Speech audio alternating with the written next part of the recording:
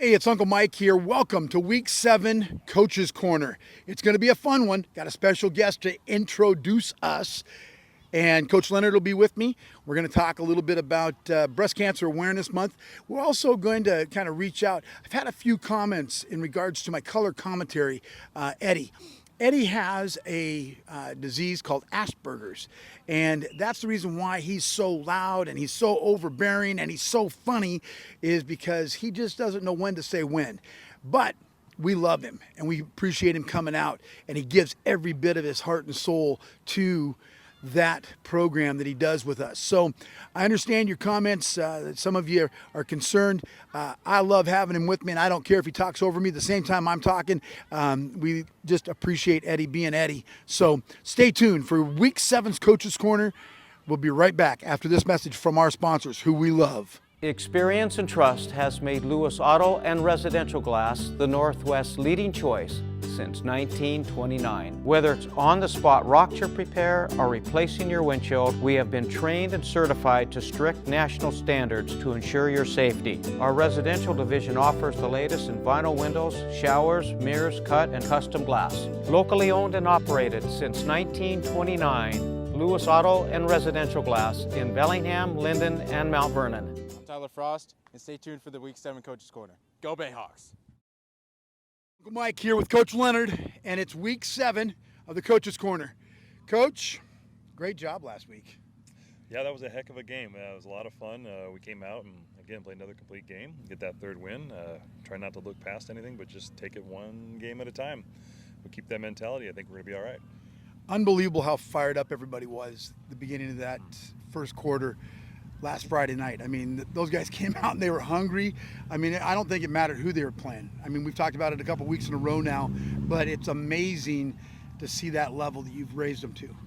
Yeah, I mean, the bar is pretty high right now. The expectation is that when we get the ball, we're just going to go down and score. And it went from we're going to go down and score to we're going to go score really quick. And I believe in that first quarter, and after that unfortunate fumble we had on the second play from scrimmage, in our next 7 touches, we scored 5 times. That's pretty unbelievable to put 35, 36 points up in the first quarter. But this is a team who's hungry. They're feeling it. They're playing with a lot of intensity, and they amped me up in the game.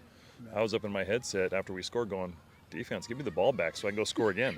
And give me the ball back so I can score another time. So we're pretty excited about this week, and Blaine's a good team, and we've been preparing all week, and we feel really good about it.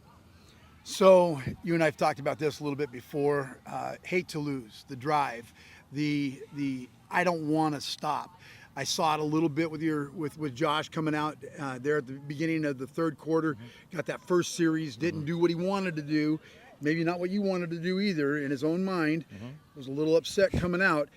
And as a coach, I love that. And it's a little tougher for you because you play 2 roles and wear 2 hats at the same time there on the field. Talk a little bit about that. So Josh had a career night through the air. He went 14 of 20, 383 yards and 4 touchdowns. And all he could talk about is missing JT in that last corner route that he hit him a little bit too high for him, which would give him his 5th touchdown and probably push him over about 420 on the night. That's all he talked about at home the rest of the night. That's the type of competitors all these guys are. Yep. Obviously number one is they want to come together as a team and win the ball game. And number 2, they like to talk about their stats. And I said, stats take care of themselves. Yep. I had a referee come over to me in the middle of the game and said my linemen were talking about all the pancakes they were getting during that game, and said he called it a little bit of excessive celebration. I said they're just excited about playing football, and yeah, I'll cool them down, especially in a 50-0 game. But that's where they are. They're playing. They're competing with each other. They want to win, and their drive and energy right now is like I've never seen before. So there was a situation. Owen intercepts his 6th interception, makes a toe drag type of college pro interception in my book, drags his feet. I've never seen a sideline go as crazy for an interception. And it wasn't just for the interception, but it was for the kid. It was for the accomplishment of that kid. 6 interceptions, 6 games. That's incredible. I mean, you talk about the odds and the opportunity even to get 6 interceptions, to have your ball thrown your way in a game like that is incredible. And for him to take advantage of that, and this is not the first time he's dragged his toes. No, not at all. If you watch Chief South, Yep. you watch Meadowdale. I mean, 3 times. these were amazing interceptions. And we know what he's we know he's had 5 and 5, and every guy on that sideline knows too, and everybody's fired up for him. And we just, because we know we're gonna get that ball back, give it to our offense. We know that he's now 6 for 6 in 6 games on interception, which we got to open up the record books up here in Whatcom County. I don't know if that's ever happened before. And just, it's a special group, and these guys are just playing with such energy. It is so fun to be a part of. And I was just telling that before we broke our last huddle here tonight at practice and walkthrough that. It's been an amazing and an emotional year, and we have an opportunity to go over 500. And I'm trying to put those 3 first losses under by 5 points or less out of my mind, but I wouldn't trade that for anything with the way we're playing right now. Just last week in the pregame show for the Saturday game on KPUG, I guess was Tyler Anderson from Whatcom Preps. And the first question they asked him was, who do you think the hottest team in Whatcom County is right now? And he mentioned us as the #1 team right now, one of the hottest teams. And I think we are. I think we're playing at an unbelievable level. But we don't want to get ahead of ourselves. Blaine is a very good team, and we just want, we're playing a Whatcom County opponent this weekend. Those are always going to be a battle. And I think we might be the Cascadia game of the week, too. So it's going to be a lot of fun up at Blaine tomorrow. You see a lot when that kind of stuff happens, the family comes together, right? I mean, they're jumping and cheering for each other. It's not about the stats. It's about the kid, and it's about the accomplishments of that player. You've got, last week we talked about it, Whatcom Preps, 5 different categories, 5 different guys. You've got some guys in a situation right now to where we're not in a league, we're independent, but we're battling as tough as some of those 2A schools are right now, to where if we were in a 2A situation, it would be, a good spot.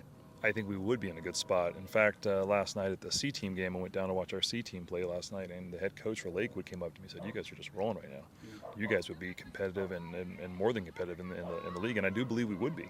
I mean, we got it. You look at Whatcom, and just look at the stats, and I know the stats are just stats, but we have the leading reception in Whatcom County.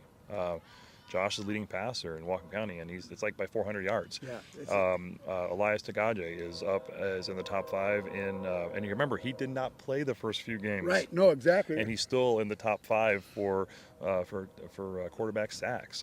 Owen Hanstead leading on interceptions. I mean, and then you want to talk about the big dogs up front, the guys that don't get a lot of recognition because they're not stats behind them. I mean, they are keeping Josh nice and clean every week. And we talk about the way Jesse Harwood's playing. He's an absolute road grader. Okay, I mean, he's a mauler out there. He's an all-conference tackle for us. And we have guys, Rourke O'Malley, such an athletic tackle, just a special player. And how about the play of young sophomore Josh Kroll at center? I mean, those guys are just playing at such a high level. Finn Jensen. I mean, I can't say enough about our offensive line. And guys are just stepping up and in roles. And then Tanner Lobb on the defensive line, doing things that I haven't seen him do since he was in 8th grade. Yeah. I mean, he's just we got some great players on this team. Yeah. Unfortunately, all these seniors, I wish they could come back for their 5th year so I can have this fun next year. We talk about that at the dinner table a little bit because, you've got some holes because of grades and different things, and a lot like the mentality next man up. You've got some next mans coming up. Yep. And filling some spots. Sure. This Friday night. Comfortable with that? Well, yeah. I mean, we have guys that are going to step up. This week we have some guys that are out either for injury. Kaiser Barker's out, so we're going to see Joe Harwood, and we're going to see what Joe can come up and play some outside linebacker. Yeah. It's going to be his time to make a name for himself and be part of this great defense. We're going to see guys step up at the like I said. We're going to have Tanner Lobb, who's been playing a lot of defensive line, play offensive line too, fill some spots. Next man up. Yeah. And we've got such a deep group at that varsity level that we're ready to see. And we want to see these young guys too. We feel like Joe is a guy that can come up and, he's so big and athletic and he's just right, and he's right there. We want to see how he does in a varsity speed. And we think he's going to be ready to go. Yeah. Yeah. Let's talk about your running game a little bit. Let's talk about Blaine a little bit. So your running game against their running game. Well, our running game, I would say word is efficient. Not many carries. We were big explosive plays, and I mean, when you have 80 yards and 2 touchdowns, that's a quiet day for Holden Bates, but that's still a great day for Holden Bates, man. He had a great day. Tyler Frost had one carry for 38 yards and a touchdown, and by the time he got to the 5-yard line, I can't remember your expression, he was chewing his way chewing his way. That's into right. The end zone. Frost train. Yeah, the Frost train. By the time he gets to that 5-yard line, I don't think people want to tackle him. No. Because he sees the end zone, he smells it, and he wants to go in. He's running down Alabama Hill at that point. Exactly. With the full speed, full head of steam. But we go over 130 yards on the ground.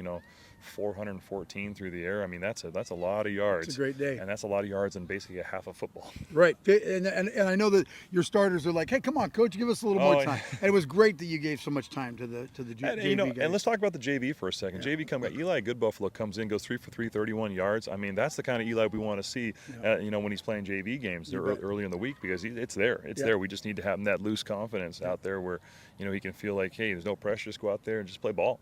And Owen Hanstead coming in the slot, getting a couple catches, Tyree Jackson just running the ball hard. Well, quick young man. And so we're excited about those guys, too, because they're going to be the future for us, too. Right. Okay, so let's talk about Blaine, the running game. Quarterback likes to pass. Davis likes to get out there and throw the ball a little bit. Scored his touchdowns through the air against Meridian last week. Upset for them. They're riding a high wave right now. I don't think anybody thought that they were going to kind of do what they did against Meridian. But what do you got? Well, I look at their record going into the Meridian game, and they're 1-4. And I'm thinking, well, you know what? This is a team that may be young, and they've got some underclassmen playing pretty key roles, but they're a very good team. They're a Whatcom County team. Anytime we're playing a Whatcom County team, we just have the best football up here in Whatcom County. I don't take anything away. But to get that win over Meridian, that was impressive. Meridian is a good team, a balanced team, a team that really knows how to win, knows how to be clutch in situations. And Blaine goes out there and just goes swing, and goes toe-to-toe with them. And, pulls it out at the end on a field goal. It was just a great game for Blaine. Hats off to Coach Olson out there. They're going to be a tough matchup for us. So didn't expect that, and that made us all as coaching really look a little deeper into film and what they do.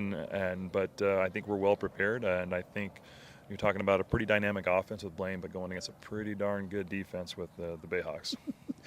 All right, I love it. Great time last week at homecoming. Homecoming was absolutely fabulous. Just to see the kids that were out there, the crowd was loud. I was talking to some of the players, and they were just talking about how loud it was down there. Pretty cool. It was a great environment. I mean, I obviously last year was my first year coaching with the Bayhawks, but I have not seen that type of energy. Yeah. I mean, it was electric. The crowd's getting quite a show out there, and for the last the air 3 raid weeks, is tough, baby. Yeah, I mean, it is boom, boom. I can't imagine. You guys are having fun in the booth calling. We these are, games. That, yeah. So, but it was a great environment. It kind of warmed my heart, got me fired up to see all the fans out there, not just moms and dads and aunts, uncles and grandparents, but the student section. They were alive, and they were, sometimes you gotta keep that winning train going and get those fans coming out. That's right. And I expect next time we're at home, which is not for a few weeks in week 10, I bet it's packed because I think we're going to keep this train going. Yeah, I think so too. Okay, so let's talk about pink real quick. Yep. Wearing a little pink today. I know you had a meeting at work, but it's Breast Cancer Awareness Month. We're going to see probably a little more pink tomorrow night on your fellas. Yes, we will. So yeah, even our quarterback Josh Leonard is going to be wearing a pink towel, trying to get pink tape when they tape up their wrists and all their game prep. So yeah, see a lot of pink. Brings awareness to Breast Cancer Awareness Month for October. And myself here, it's kind of an accident, wearing magenta. And very good, because we were going to talk about it. So we appreciate you being out. Yeah, so it's a good time to make awareness for that this month, and you'll see a lot of players wearing pink tomorrow. Good. Coach, we sure appreciate you. Thank you, Mike. Yeah, week 7, good luck. All right. We need another one. Yes, we do. Go Thanks. Bayhawks. Hey, I'd like to say thanks to all of our sponsors. Lewis Auto Glass, downtown Bellingham. If you didn't know, they're right there on State Street. They'll take care of you. They've been there for a lot of years. They're out in Linden, also down in Mount Vernon. They've got their shop down in Mount Vernon. So make sure you say thanks. Tell them thanks for being a part of the Bayhawk football program and Coach's Corner. We absolutely appreciate them. Reardon's Automotive Group, Dodge, Chrysler, Jeep, Ram of Bellingham, as well as Marysville. Go on over, see those guys, take your truck over, your car over, get an oil change, and make sure you tell them that you saw us right here on the Coach's Corner. Let them know and give them some thanks for being a part of our program, supporting our town right here in big old Bellingham, Washington. Going to be a great game this week. Blaine's on tap. Go Bayhawks. Every day after work, all I want to do is go mountain biking. Jacob, go home early. You see, my boss agreed to let me leave work early. Jacob! so I can beat traffic and park before the lot is full. Yeah, I didn't agree to that. You see, 26 miles to the trails and back adds up. Thankfully, my boss agreed to that raise. He kissed that raise goodbye. So I bought this Jeep 4xe. It's a plug-in hybrid with a 25-mile all-electric range. So when I head to the trails, I only drive 1 mile using the gas engine. And it might sound crazy. That's crazy. But theoretically, I can go biking for over a year on 1 tank of gas. When I need more range, the 19-gallon tank provides plenty. 1 tank will get me to Canada and back for my upcoming bike race. It's a 7-day race. Well, that's not happening.